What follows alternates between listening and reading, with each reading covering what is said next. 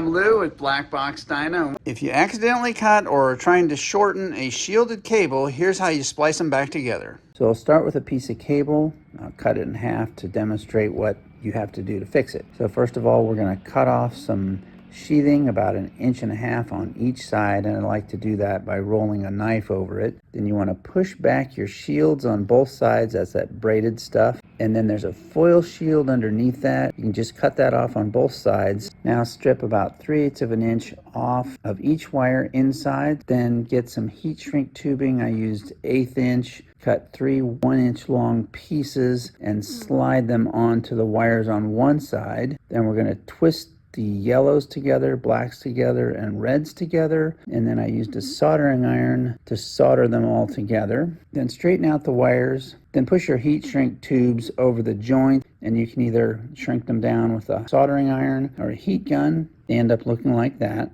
Then we push our shields back together as best we can to cover the whole thing. It won't quite cover, so get a piece of stranded wire about 18 inches long and strip off all the plastic covering, and then start on one end and wind it around and around so you form basically a new shield like this.